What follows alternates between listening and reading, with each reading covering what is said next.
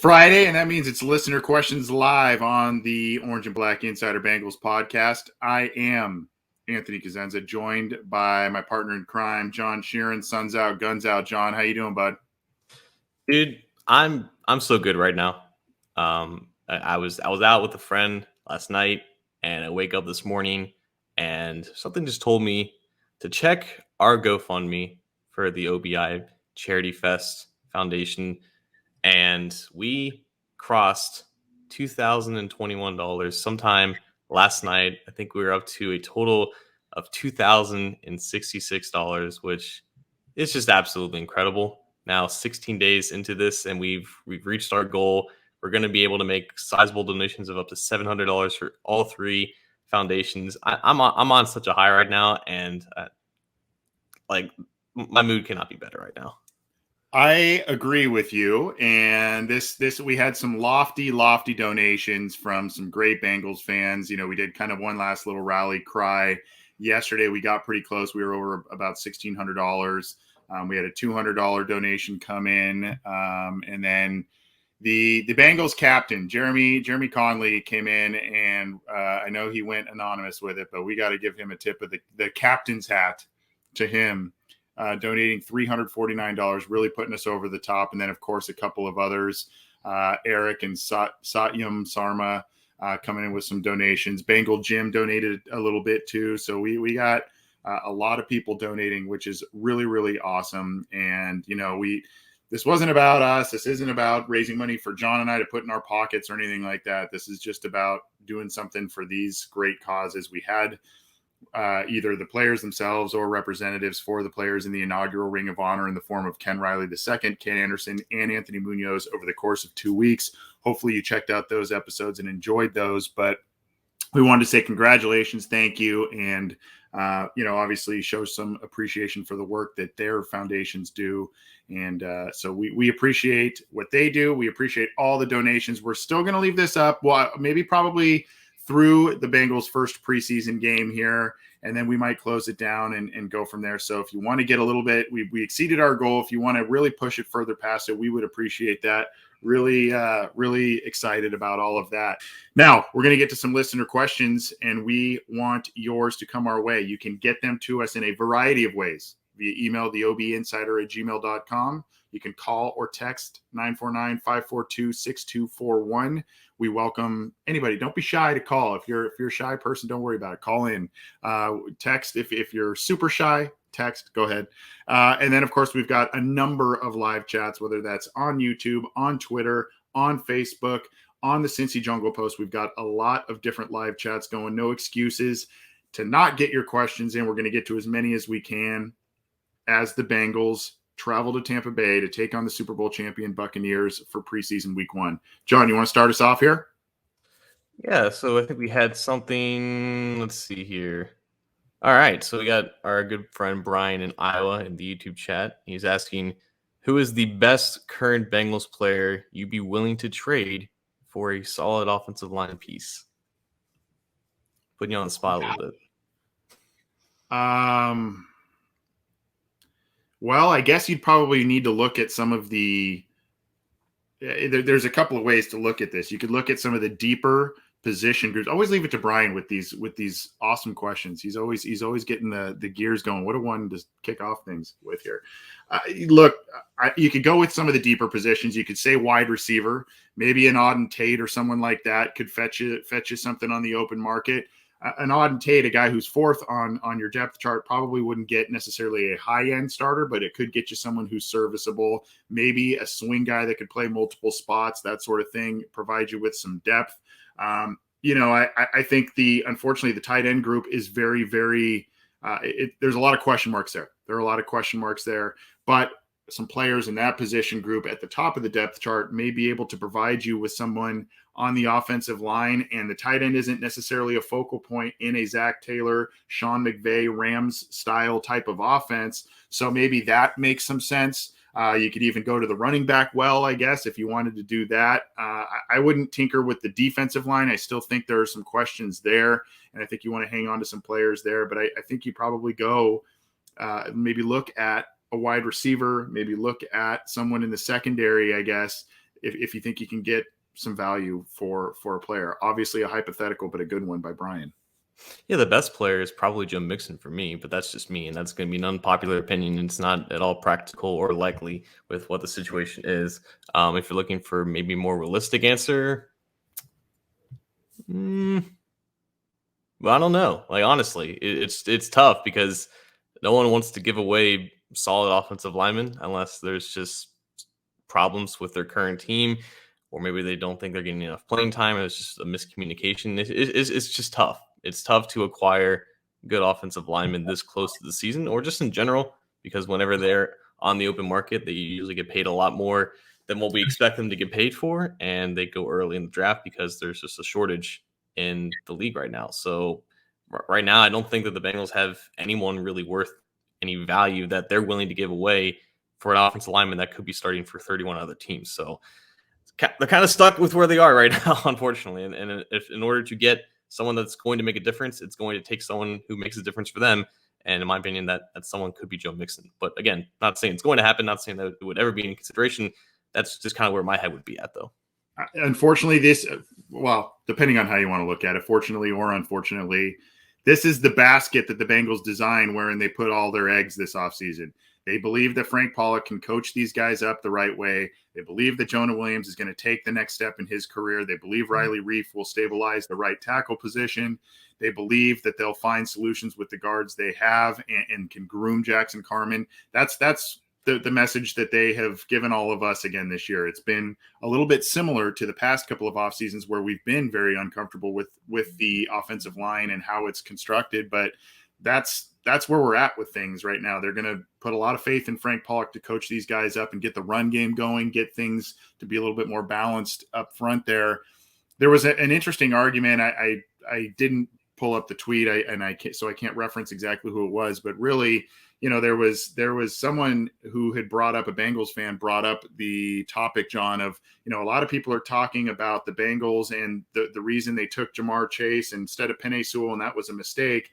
But this person pointed out, and maybe rightfully so, the conversation should be shifted and focused upon why they took Jackson Carman instead of a Tevin Jenkins, instead of a Trey Hill, or I think Trey Smith, excuse me, who went like in the 6th round, that sort of thing. And that's maybe more of the conversation points. I think we all like what we've seen from Evan McPherson, but Trey Smith was there when they drafted a kicker instead, and they're having problems at guard. And Trey Smith is looking pretty good in camp and preseason. So, I mean, I thought that was an interesting kind of spin on the offensive line discussion. I'll try and find that tweet to give props to the right person, but I thought that was something that I saw across my timeline that was interesting. Yeah, just a quick FYI to everyone out there. Tevin Jenkins is, I think, yet to practice for the Bears right now because of an injury that was known before the draft, which is kind of why he fell. And speaking of falling in the draft, that's exactly what Trey Smith did, because he had medical issues coming out of college with blood clots, but he was a really good player in college, and now he's healthy, and now he's dominating with the Chiefs. So, yeah, I think in terms of medical questions, I think Carman had the least amount coming in, even though he had surgery on his back or whatever in the offseason. But there's a reason why those two were passed up at the junctures that they were passed up on, and it's kind of what it is right now. Wouldn't be a Friday listener questions live without Terrell calling in. We got our buddy Terrell on the line. What's going on, Terrell? Week 1 of the preseason's underway, man. How you doing? How you guys doing, man? Y'all been doing a great job. I just wanted to tell y'all that, man. I just hope when y'all get big, man, don't forget about us, man. Don't start talking about Cowboys and Steelers and stuff. But, well, don't forget about us either, man. But yeah, definitely won't. But I was gonna say, man, you kind of stole the what I was gonna say, man. I'm a little salty and discouraged about Jackson Carman right now. And on top of that, I'm happy with Deontay Smith. He doing his thing. And I was gonna say that what's kind of worse, Jonah Williams, man, you could be a Pro Bowl guard, man. But you wanna, if you would just suck up your pride and just do what you want to do. I mean, I understand, but I just feel like you is on the side of the tackle. Wow. But that's just me, though. Yeah. And then the other thing I did want to say, hey, man, the Jesse Bates thing, man. Oh my goodness. It y'all was so thirsty to pay Hubbard, and I understand that. That's cool, and he a hometown guy, and I love him too, though.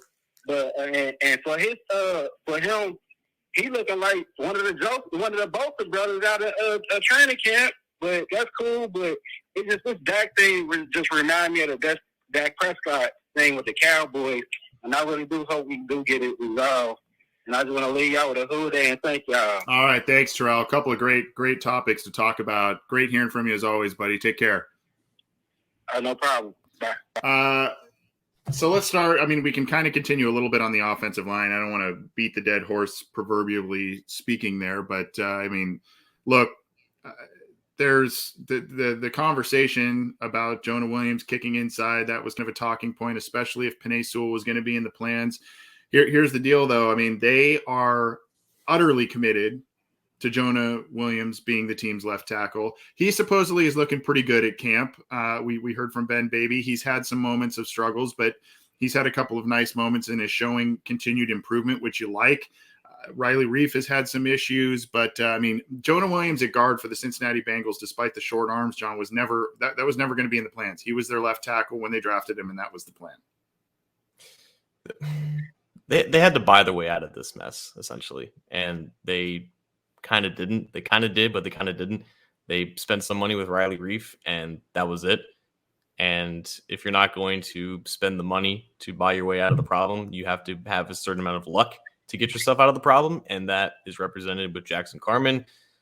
Offensive linemen in their first year, they typically struggle, or at the very best, they're average players. I think what you saw from Quentin Nelson a couple years ago, what you saw from Tristan Wirfs last year, those guys are the exception to the rule. Not a lot of these guys can come into the NFL, despite where they played in college, and produce at a high level, no matter which position they're on at offensive line. Now you're looking at Carman, who I think we can agree is probably better fit to be a guard, but that's still a transition for him to make. And the coaches are clearly giving him some motivation to get better, because you don't want your second round pick being the third string at any position, no matter where he plays. So yeah, it's looking rough right now, but I think they should have been probably more prepared for this to happen, and they probably should have spent some more on a guard instead of moving Jonah Williams, who is a fine tackle, like you said, to a position that he's never really played before. So this is a good transition into the second topic that Terrell brought up on the line here, and it seems weird to correlate a safety with offensive line play. But here's the deal now, John. Since we took the air Wednesday and we kind of talked about an supposed impasse in the Jesse Bates contract negotiations with the Cincinnati Bengals, a report by Jeremy Fowler of ESPN. Bates took the microphone the day after we took the microphones and, kind of was like, well, I guess I'm not valued as one of the top safeties in the league, something to that effect. And here's the thing, John, they put Jesse Bates, the team did, on all these marketing, materials, I guess, or social media endeavors. And, he's one of our core guys, that was the messaging we all got. They said they didn't want to pay top money in the free agent market on a guard because they needed the money to extend Hubbard, extend Bates, and keep their core guys intact. And they like the guys that they have inside. I understand the Hubbard contract. I like it. I think that's a good move. We knew that was going to be easier to get done besides Bates, just because of the level of play. My problem is, and I'm not hitting the panic button on the Bates deal yet, John, but my problem with it is you told us you couldn't afford the higher end offensive line players. Now we're hearing about offensive line issues, and here we are now, weeks into training camp, and the Jesse Bates deal still isn't done, and it sounds like it's probably a money issue or something to that effect, I would think, being that they're far apart. So it's a little frustrating when you kind of break it down that way, at least in my mind. So I haven't really talked about this on the show yet, so I'm just going to get some of these thoughts out here. And since the more topical discussion is Jesse Bates' interview with two Bengals employees, Dan Horde and Dave Lapham, I don't know why you put Jesse Bates in front of your team-owned camera with your team-owned microphone with your two team employees there and then ask him about the contract situation. There is nothing that they could have gained asking that question. There is nothing that could have gone well for them asking that question. The best possible answer that they could have expected from Jesse Bates is, I don't really want to comment on that. My agent's doing his job, and the Bengals are doing it with them, and it'll all work out to the best. No, Jesse Bates set the entire Twitter world on fire when he said, "Oh, I guess I'm just not the best safety in the league yet. I got more stuff to prove." And that, of course, led to everyone saying, "Oh my God, they're lowballing Jesse Bates. This deal is not going to get done. What are the Bengals doing? They completely bungled his offseason." There was nothing to gain from two Bengals employees asking that question. I understand if it would just be some random media member out there asking about the contract situation. There's something that they could do to control that. Dan Horde and Dave Lapham get their checks from the front office. The front office is trying to do this work. What do they have to gain by doing it? I didn't understand it at all. I still don't understand it 24 hours later. But anyways, beyond that, there's still a month to go before the regular season. And I think for the last several weeks now, when we've talked about Jesse Bates' contract, I've compared it to the A.J. Green situation from back in 2015. A.J. Green waited until Des Bryant and Demaryius Thomas both signed their extensions over the summer. It took until the very last weekend of the offseason for the Bengals to ink A.J. Green to a 4-year, $60 million deal. I think Jeff Hobson said it was right before Green went onto the plane for them to play the Oakland Raiders. I think if it happens in this offseason, it's going to happen right around then. It's typically when a lot of the Bengals extensions happen.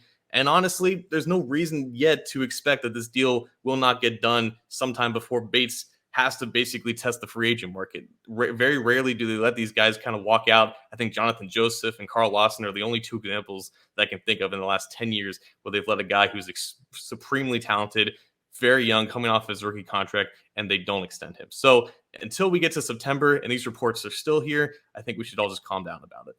Shameless self-promotion on my end here, but I think it is kind of some interesting information. There is a contract offer out to Jamal Adams, which is a 4-year, $70 million contract, about $17.5 million per year annual average. And it's about $38 million guaranteed on that contract. That's the offer that the Seahawks have out to Jamal Adams, and reports are that they are staying firm there. They are not going to move from that offer. That would make Jamal Adams the highest paid safety in the league. Additional information, Justin Simmons, another very, very good safety, a top safety in this league. His contract earlier this year was a 4-year extension, which was about $61 million, and that was $35 million guaranteed, I believe, is what the numbers were on that one. So, I mean, obviously Jesse Bates' camp are looking at these numbers, and probably somewhere in the middle of that or in that same ballpark, you would think. I tend to think, just knowing what I know with the Cincinnati Bengals, the guaranteed money aspect has to be the issue. They do not like to pay guaranteed money to players. That's just kind of not their deal, and that's kind of what hinders them in outside free agency a lot of times. But that's what we're looking at there. And additionally, frustrating to the Jesse Bates situation is, to me, John, you see what's happening in the division to their rivals in Pittsburgh. They shed the contract for David DeCastro, and they turn that into Trey Turner and now Joe Schobert. And I mean, this was a team that was salary cap strapped, and everybody was like, oh, they can't do anything. Well, I mean, they got rid of David DeCastro, who has been an outstanding offensive lineman, but was hurt this year and didn't play as well last year. They got rid of that contract off the books and were able to do different things and make more moves to bolster their team. Now, what that will do for them in terms of wins, losses, I don't know, but they're making moves and they're trying to do things. They're not sitting on their hands and getting in these contract impasses like the Bengals are with their star player, whom they've said they want to get this deal done with. They have the room. Like, there's no reason why this shouldn't get done. I think it will test their mettle a little bit, because you mentioned the guaranteed money aspect with it. I think the most that they've ever paid in a contract in terms of guaranteed salary and signing bonus is AJ Green, and that was, I think, $26 million fully guaranteed, with like 30, like an additional $6 million on top of that. So like 32 of the $60 million in total was guaranteed. I think Bates is going to get a little bit more than that, and if the Jamal Adams contract is true, I think Bates is going to get some number well into the 30 million in terms of guaranteed, and that's, I think, going to test the Bengals a little bit. I based off what he said, like, the offer is nowhere probably near that, and it's not about the total money, it's not about the average money per year, it's all about that. And Bates' agency, athletes first, they get those guys paid, and there's no reason for on their side to kind of rush this before other guys are going to get paid. And obviously, if you're the first to get paid, you're typically going to get paid the lowest. So that's just kind of how these things work.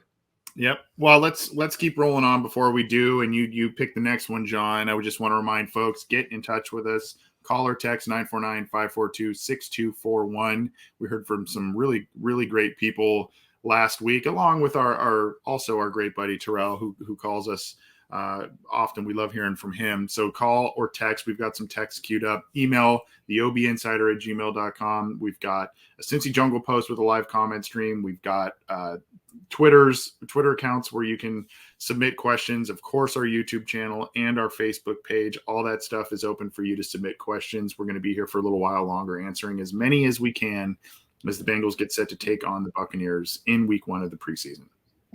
Yeah, so let's kind of talk about that game and kind of preview it for a little bit. We have a question from Mike Rawson in YouTube. He's asking who will be our starting offensive line in Saturday's game. Well, I think it's going to be the offensive line that you see on the depth chart. You have Jonah at left tackle, Quentin Spain.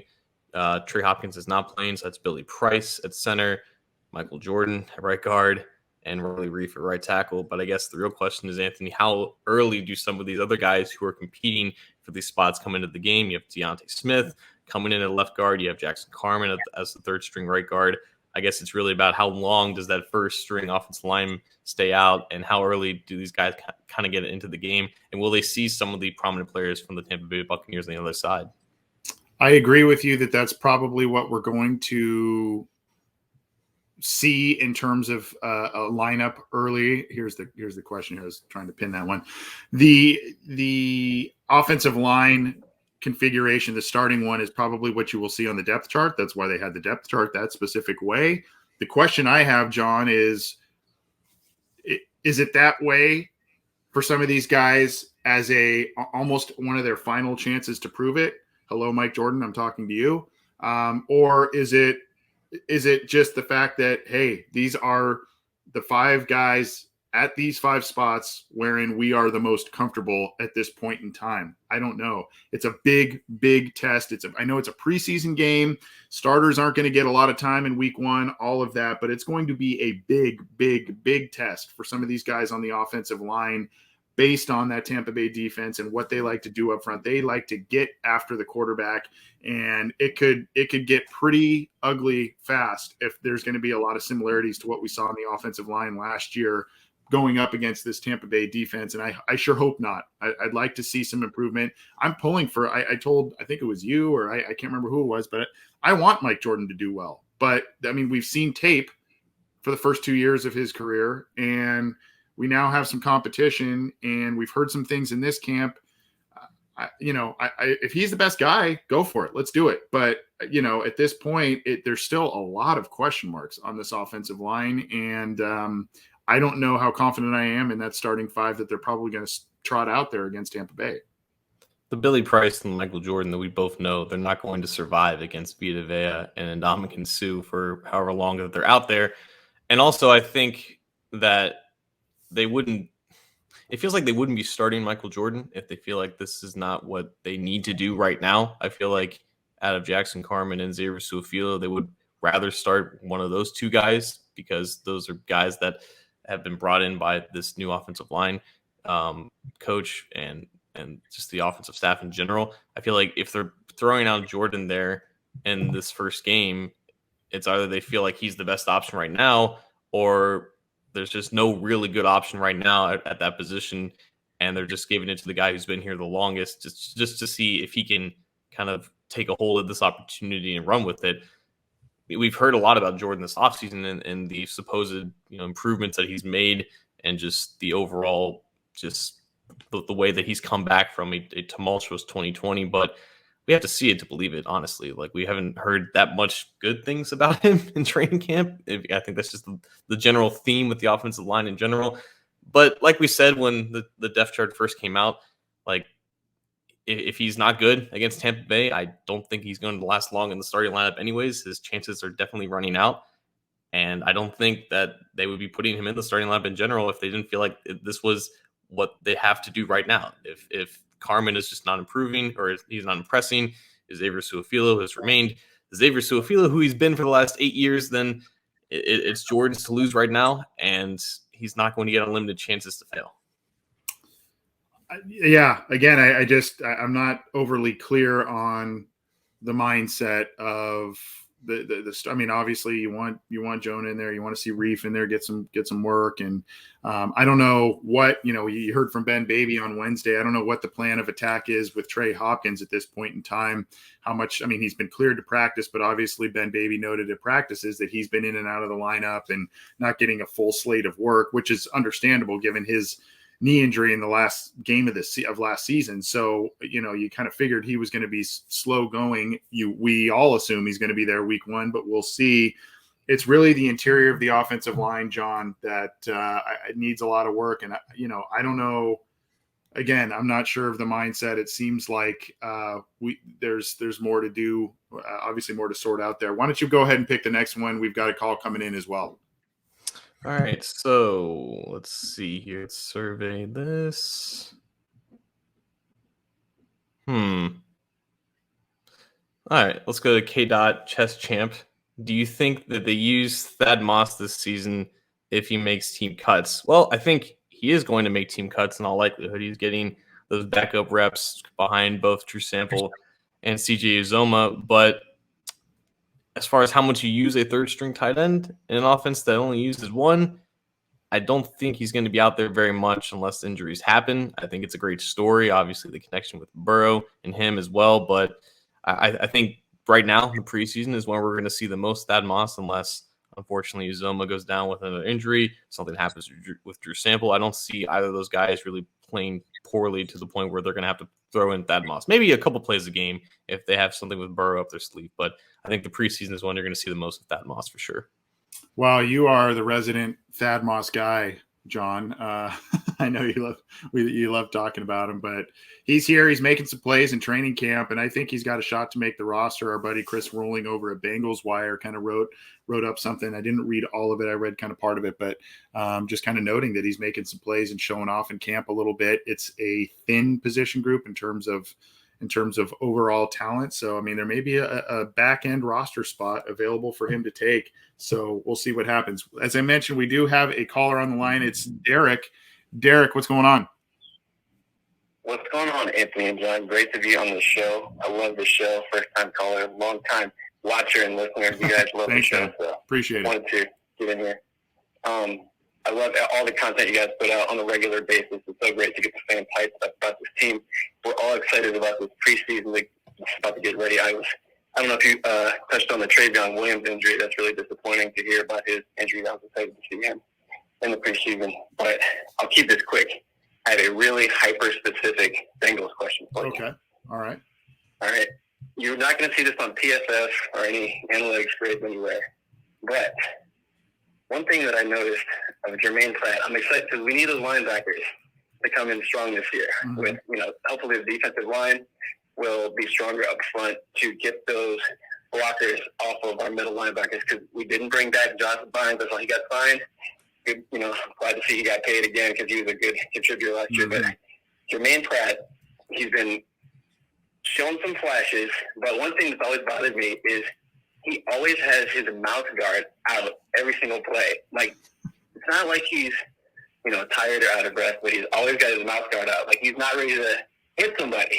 So I don't know if you ever noticed that, but what do you think about our linebacker core in general? Otherwise, I appreciate it. All right. Appreciate it, Derek. I have not, good question about the linebackers. I have not noticed the Jermaine Pratt mouth guard situation. So I don't know exactly do you remember it might be just one of those things that players do is kind of a little superstition thing. Like, remember was it Favre or Manning that always, or Drew Brees, right? Would lick his fingers at before like every snap and all that. Right. Players do all kinds of funky little stuff. And maybe it's just one of those things. It's kind of a decorative security blanket thing that he doesn't really use as a part of his football equipment. I don't know, but interesting observation. And I will say that the linebacker group, I'm excited. I don't have extremely high expectations for the group, John, but I am excited about some of the players in this group. I think Logan Wilson is showing some nice things already in camp. They've entrusted him with the microphone and the helmet to call plays, all of that. So Akeem Davis-Gaither, I hope they find a nice role for him to do a bunch of different things. And, Bailey was carted off at practice a few days ago, came back. I think it was just cramps. So I mean, there's some good there. I still think there's a lot of growth that needs to be had because they're relying on a lot of young guys. But, the hope is that those guys not only grow themselves, but the improvement and the added personnel on defense, primarily on that defensive line, will help them do their jobs a little bit at a little bit higher level in general as well. I think based off everything that we've heard about training camp, there's not really a player on defense who isn't improving or impressing right now. And I think it was Jay Morrison of The Athletic who said that Jermaine Pratt was indeed having a strong camp, and that should be the expectation at this point. He was a third-round pick. This is year 3. He's entrenched in the starting lineup. This is what he needs to do. But, it's always been flashes with Pratt, and it's not really come together fully consistently. And so, yeah, I think him and Wilson are fine as your linebackers if they're solid enough. You don't need tremendous investment in that position. You just need to hit on some athletes, and Pratt certainly is of that athletic variety. I'm kind of talking in a weird way because I'm trying to share my screen here to confirm what Derek was talking about in regards of Jermaine Pratt, and it is true. I'm looking at some pictures here, and I think I did notice this sometimes, but Jermaine Pratt does indeed just have that mouth guard hanging like that. I don't know if it is. It might be superstitious. I've never played football. I never put on a helmet and went out on the field. I don't know what it's like to have a mouth guard in at all times. I know that there's a reason for it, but if he plays better, if he moves better, if he thinks better with it just hanging from his face mask there, more power to him. I assume but part of it. Go ahead. Did he say something about Travion Williams being injured? Yeah, I'm looking for that. I haven't seen some news on that one there. I've been kind of scouring since he said that. I hadn't heard about that, so we'll have to keep the ears and eyes open on that one. At least I haven't seen it. I don't know about you. I have not. No, I think there was an article about Travion Williams in Cincinnati.com that just got posted. So right, I feel like if it was an actual serious injury, then I think we probably would have heard about it by now. Yeah. So yeah, Jermaine Pratt with the mouthpiece. I mean, I assume if it's not in before the play, I assume that has to do obviously with some sort of communication type of thing. That's just my thought on that. And then, if it's not in during the play, I don't really know, but only he can answer that. But that is something I will be for sure keeping an eye on now. Just one of those oddball things that is an observation from somebody. Where are we going next, John? So we had a question. Sorry, I was reading some comment. We had a question from Joshua Patterson. Do you think Asai, Cam Sample, Tyler Shelvin could be our future starters with maybe someone like Reeder or someone else in the 4th spot? I mean, those guys were all drafted this year. They were pretty solid college players. I think the entire defensive line is just loaded with investment right now. Like, you have Hendrickson and Hubbard both under contract for the next 4 years.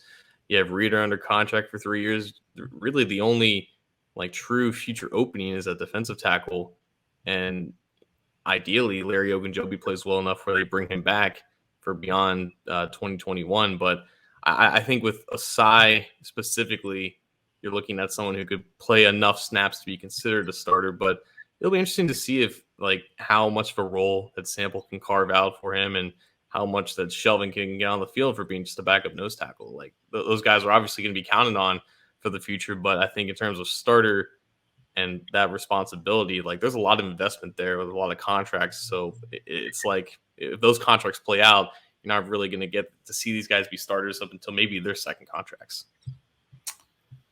I really like the picks of Cam Sample and Joseph Osai.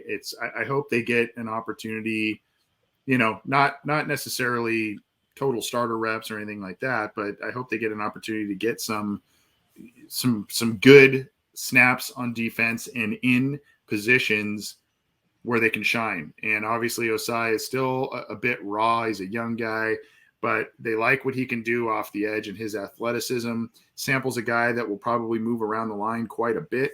He's a little stockier, and I think they think he can do a lot of different things along the line. And I think he was one of the guys too that Ben Baby mentioned. It was looking pretty decent for a rookie in some of the camps here. But I'm excited for those two picks, and I'm excited that they have added depth, pass rush depth, at least in for certain packages. And there was another tweet again. I think it was maybe Warren Sharp or someone on Twitter. I can't remember, but basically, give me your team's pass rush look and an obvious pass down or something to that effect. And there's a lot of different looks that the Bengals could trot out there, right? You could go Hubbard, Sample, Osai, and throw in somebody else. You could go Daniels, Ogunjobi, and Sample, Osai, Hubbard, and you could go all kinds of different routes with this here and see what comes of it. But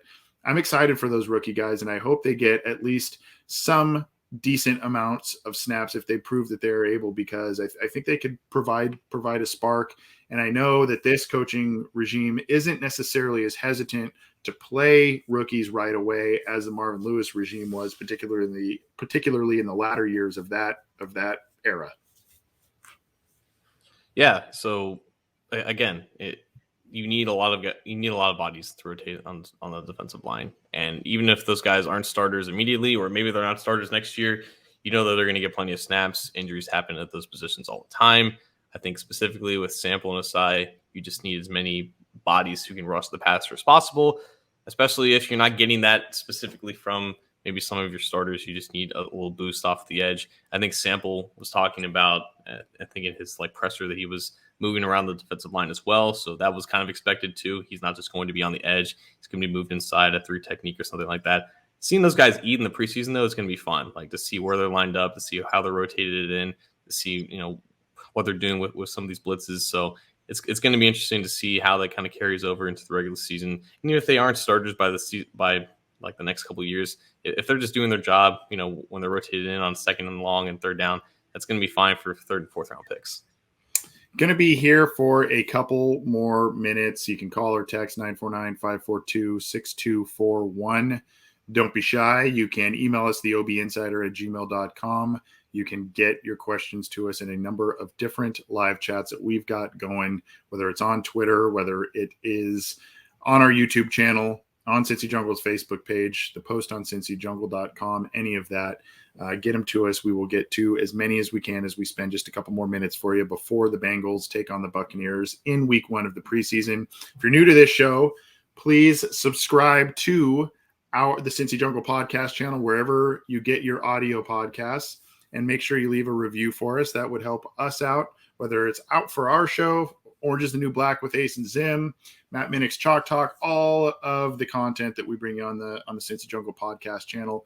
Subscribe and check it out if you would. We've had a lot of cool guests on our show, and I know the other guys have done a lot of cool things on their show as well. So check that out when you get the chance. If you like the video broadcasts, make sure that you click the little logo right by John's microphone there. You can click that to subscribe to our YouTube channel, and make sure you turn on notifications and get notified when we go live. And you can get this show on YouTube, iTunes, Stitcher, Spotify, Google Podcasts, all the major ones, and get it how you can. Appreciate the support. I saw this one. I haven't heard all that much, John. This was from Twitter. Jake War and a lot of numbers there.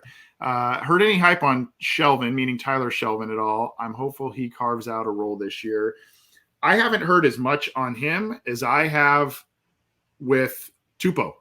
Tupou is apparently looking pretty good as the backup nose to Reader, and Larry Ogunjobi opposite them on the other interior defensive line position is looking really, really good by reports. So again, these guys are looking good, but we're also talking about offensive line issues, particularly on the interior of the offensive line.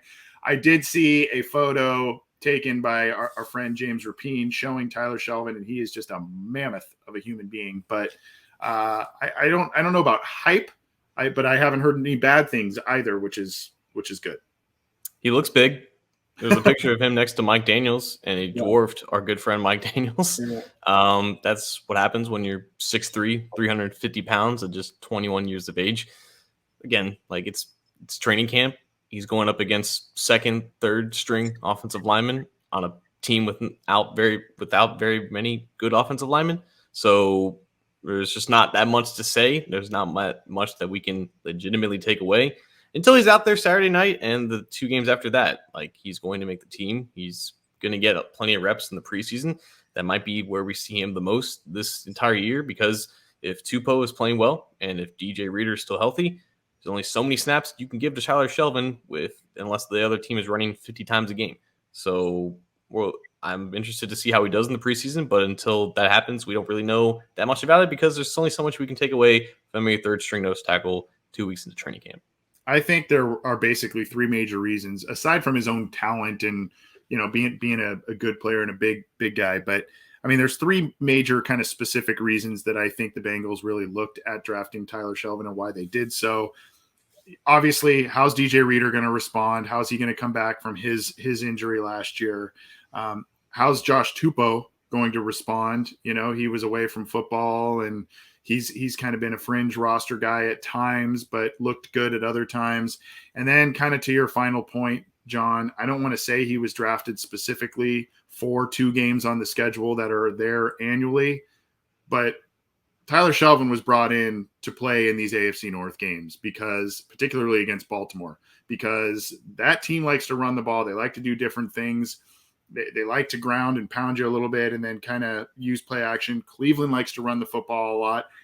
Pittsburgh just invested in Najee Harris with their first-round pick. They're going to recommit to the run game. So, I don't want to say the Bengals drafted him strictly for 2 games on the schedule, that being the Baltimore games, but I think that's a big reason, and I think the rest of the AFC North division games that they have every year is a big reason why Shelvin's here. Doesn't hurt to have that guy on your side. I guess you'd rather have him there than face him, especially if he reaches whatever potential that he has. But, I mean, do you just look at how Baltimore has beat the Bengals in recent years, just running it down the middle? That's how the Browns destroyed him on Thursday night last night. And like you said, that's historically what Pittsburgh does. The entire division, I guess, outside of the Bengals, are pretty much stuck in their ways and really know how to win in one way and one way only. And if they want to get out of the division, I guess they have to kind of adjust to that norm right now.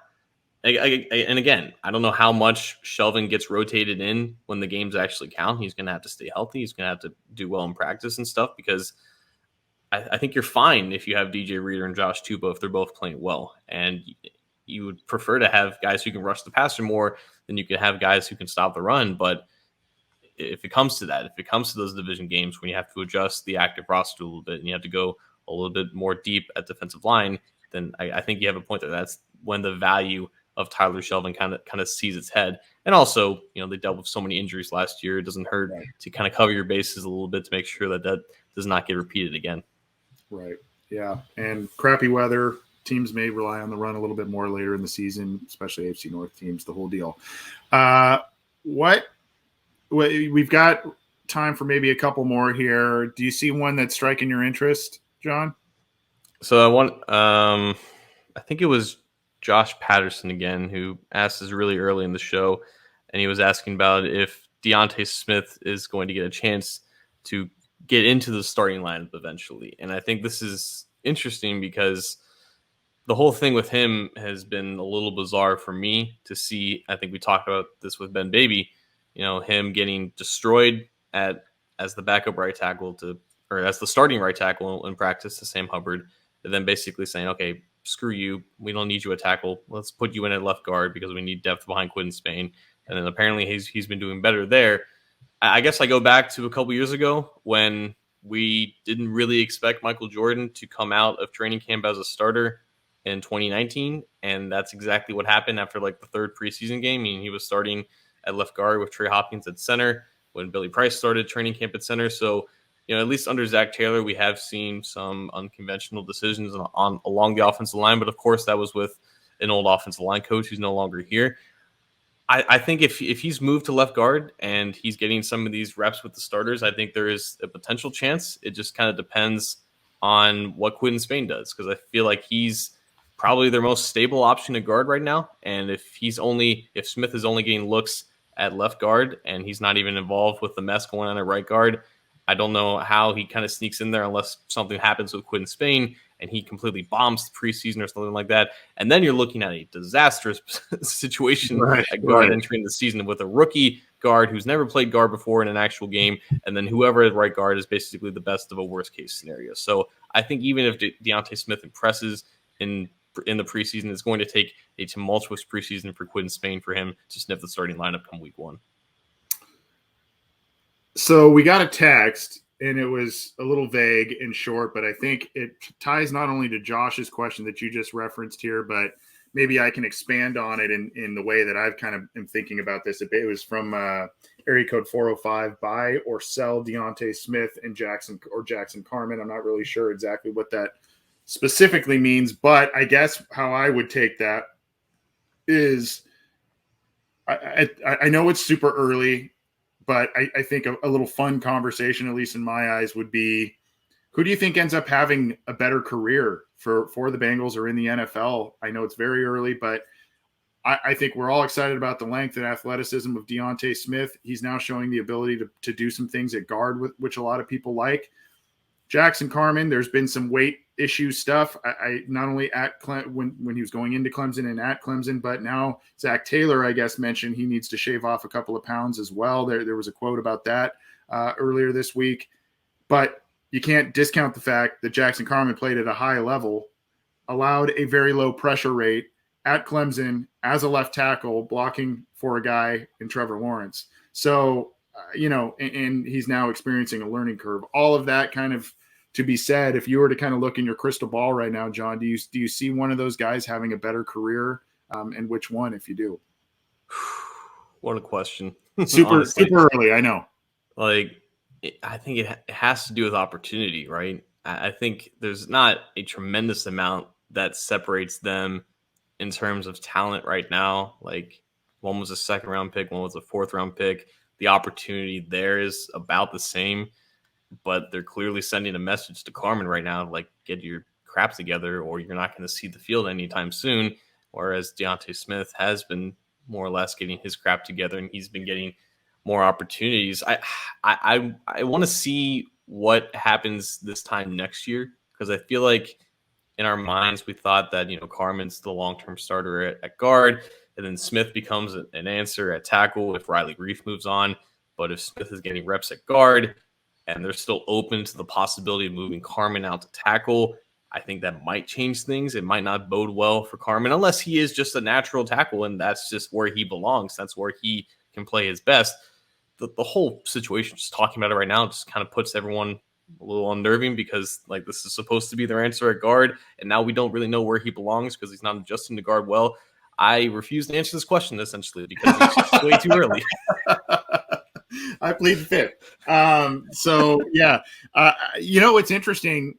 We all, when both of these guys were drafted, that we all said, hey, Deontay Smith is going to probably be the right tackle. They're going to groom him for a year or two, let him take over for Riley Reif, and Carman, as they have said, is going to be a guard for this team. Well, now you bring up an interesting thought, especially with Smith getting work at one of the guard spots, supposedly looking pretty good, and Carman struggling a little bit on the interior. Maybe he needs to play a tackle position, and he ends up being the right tackle, and Deontay Smith ends up being the interior lineman. But as we all know, Deontay Smith has the length of a tackle and some good athleticism, so they might want him there. One other question, and I know I want to get to some that you find interesting before we hop out of here, John. Our buddy the Orange Arrow, go-to food for the game, either tomorrow or just in general with Bengals games. What's your go-to food when you watch? Well, I'll tell you what's not, and it's my old friend said spontaneous combustion here. We crossed the $2,000 threshold. I got to hold up the promise and finish this bottle, so I'll give you the answer after I'm done with this.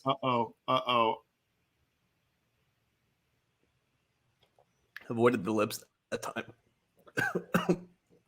That might have been worse. That might have been worse for you going that route.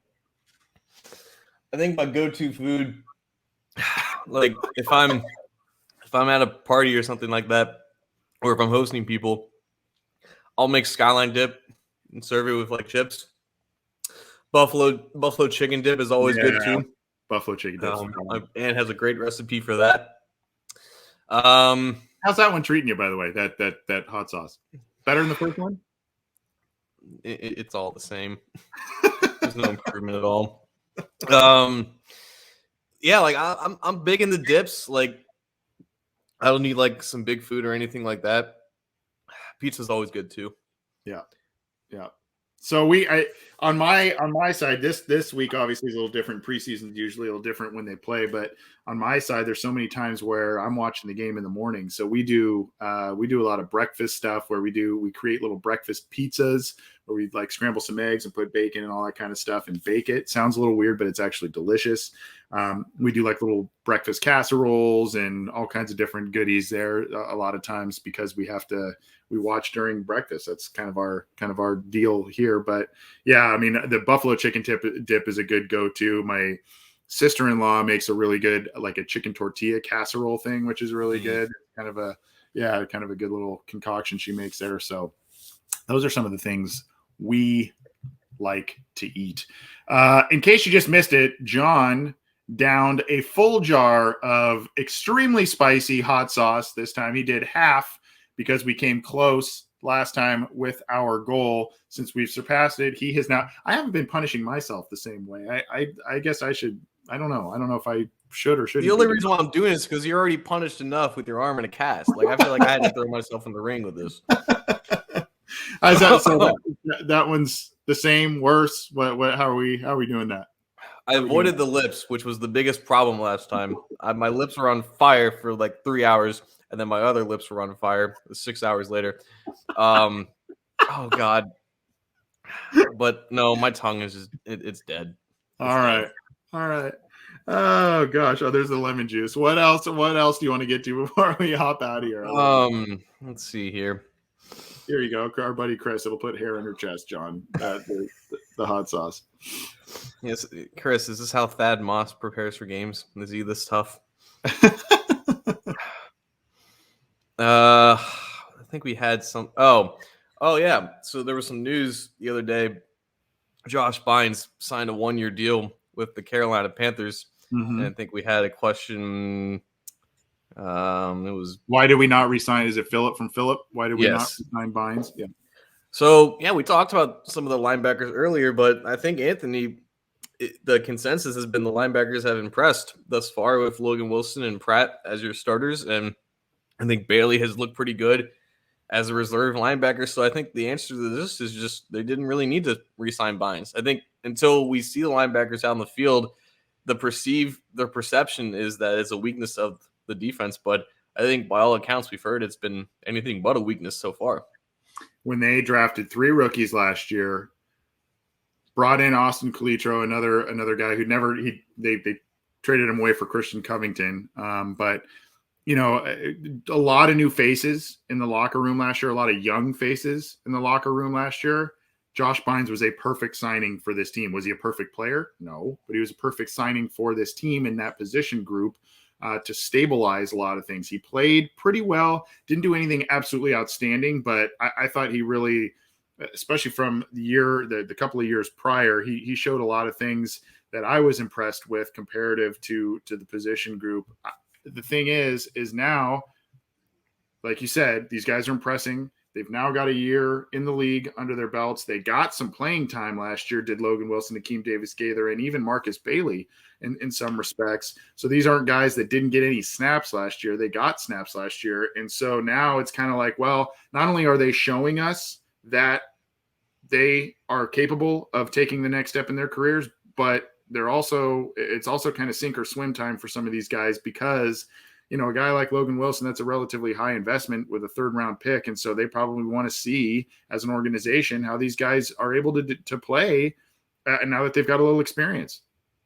Pretty much. I think that was the plan going forward. You don't draft these guys this highly without giving them legitimate opportunities. And I think you kind of alluded to it. Like Josh Bynes perfectly served his purpose. You know, he was there to kind of usher these guys into the NFL life. And at this point, it's time to see what those guys are made of. And there's only so much that they can prove if there's a 33-year-old aging veteran linebacker out there ahead of them on the depth chart.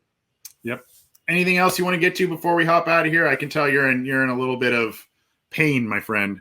So I wanted to address the question from Josh Cook: why cut Giovanni Bernard Ooh, if you're not yeah, going to pay for Jesse Bates? And I think yeah. you could say this about like a numerous of decisions or whatever, and just in general, I think why do this if you're not going to? If why do X if you're not going to do Y? I think what we all need to remember with the Bates contract situation and basically anyone in this situation, it's not a matter of we're not going to re-sign Giovanni Bernard because we need the money to pay for Jesse Bates. Like money is always a factor in that situation, but they're not short on money for Bates. Like the release of Giovanni Bernard did not give him the necessary money in order to pay Jesse Bates. The reason why they haven't excuse me, the reason why they haven't paid Jesse Bates yet is because they have a price for Bates and Bates wants more, or he wants to wait to see what other safeties are getting paid. And then the Bengals want to pay him that before the other safeties get paid, because if they wait until the other safeties get paid, then they have to pay Jesse Bates even more. And that's what Jesse Bates wants, because he wants as much money as possible, because he is Jesse Bates and he's the top safety in the league. The Bengals have the amount of money to pay Jesse Bates whatever he wants. It's just a matter of principle, and it's the price that they have set out for Bates. What they've evaluated and what they've assessed Bates' price should be. It has nothing to do with necessarily the guys that they cut or didn't pay in order to pay Jesse Bates. It's all just a matter of how they have assessed Jesse Bates at this point in time. But obviously Bates has all the leverage in the world because he is their entire defense, and he's probably going to have another great year. And then eventually they're going to have their hands tied, and they're going to have no choice but to give him what he wants. The other factor of it, I know they made a move for Reggie Nelson. God, I guess that would be like almost 10 years ago now. They made a move for Reggie Nelson. They re-signed him a couple times. They gave George Aloka a big contract in the mid 2000 teens, and so I mean there are some instances where they paid safeties. There are some instances where they paid guards. Bobby Williams was a mainstay on this team, and they paid him pretty well. He was a very good player for this team, but we've also seen this team totally devalue both of those position groups in the past. They rarely use a first-round pick on players at those position groups. When they've used high picks, hello, Eric Steinbach, hello, Kevin Zeitler, they let them walk after their rookie contract is done because they become very good professional players, and they feel that because it's not a premium position, they're not going to pay premium money. That could be the situation here with Jesse Bates. I love this question by Josh. This is arguably the best question we've received today. We've received a lot of good ones, but this is arguably the best one we've received today, because this is the source of frustration for me in this situation. I'm not panicking about it. I still think both sides can still get this done, but these are the moves where you go, and they haven't directly come out. The team hasn't directly come out and say, we made this move to be able to sign Jesse Bates. But that's kind of, we've heard Jeff Hobson talk about that on Bengals.com. That's kind of been the assumption. If you're going to free up salary cap space, if you're going to roll over salary cap space, if you're going to prioritize Sam Hubbard and Jesse Bates, then get the deal done, especially if you're not going to go after the high-priced offensive lineman, interior offensive lineman in free agency. If you're going to prioritize these guys and they're your quote-unquote core players, you got to get it done. And you don't want to hamstring yourself as a team, but you got to know where the market is. And if you're trying to reset it, or if you're trying to get a deal, so to speak, which the Bengals have been able to do in some of these summer deals, I don't know. This one just doesn't make a lot of sense to me, and for one of many reasons that Josh Cook brought up. Yeah, and Bengals fans have seen this, and I believe the orange, the orange arrow, in the comment section, hashtag We Love Jesse JB3. That's a hashtag I think that's going around on Twitter right now. We've seen the power of Bengals Twitter with the Galladay and the Great Barrier Reef. I think this new hashtag is the new one. Again, it's a long game right now. That's just what negotiations are. Everything kind of expedites when the deadline comes closer, and I think that's more or less what we're going to see here. It's not something that just happens immediately, unless it is a situation like Hubbard, where it's Sam Hubbard and he's not going to get that much money elsewhere, so might as well take this nice deal from your hometown team. Jesse Bates is arguably the best player at his position. He wants to get paid accordingly. These things take time, but I think Bates has an understanding of the situation, and he knows that the fans are going to turn on him. But it's nice to see fan support for the team's best player, arguably. I am still optimistic that a deal will get done on this front, but it got a little ugly this week. And, I think it's going to take some creativity and some flexibility from both sides to be able to get this done. Jesse sounds like he wants to stay in Cincinnati. He's made that pretty clear. And the Bengals, like I said, he's been a prominent figure in all their marketing efforts with the new jerseys and all that kind of stuff. He's been a mainstay in all of that. So you got to figure they want him here too. It's just a matter of the position, the contract, the guaranteed money, all that kind of stuff that we've talked about. Any others you want to get to before we bounce out of here, John, where you've been going over an hour? I can't even believe it. The show flew by. Yeah, we probably need to cut this off at this point. But, there's a game tomorrow, and I'm sure we'll have a lot of questions the next time we have this. But, you have a prediction for tomorrow's game? Prediction? I don't really have a score prediction. Preseason score predictions are so hard to – it'll be like some weird, like 19 to 12 or something like that, because they like go for two and they miss field goals and all that stuff. But I will say that I think because it's preseason game 1, I think we will be pleasantly surprised by, this is my kind of bold prediction, I guess. We'll be pleasantly surprised by both lines of the Cincinnati Bengals, but while that sounds great, I don't know how much that actually tells us, right? I mean, because it's preseason game 1. How did they do against the Tampa starters? How did the starters do against the Tampa starters? That sort of thing. But I think we'll be pleasantly surprised at both lines, the defensive line and the offensive line tomorrow. What it means, I'm not sure, but that's my prediction. What about you? Yeah, I'm not going to give a score prediction because that's just pointless. But I predict that Brandon Allen throws for a touchdown. I'll give him that. And throws throws for one, not runs. Okay. I think both Seibert and McPherson are going to make a field goal. I think that they said they're going to rotate those guys. And I'll give Joseph Ossai a sack. I'll give him a sack. I think he's going to get a lot of playing time. Good. I like it. And I hope that the team just stays very, very healthy. That is the big thing. This time of year, stay healthy, especially your important players.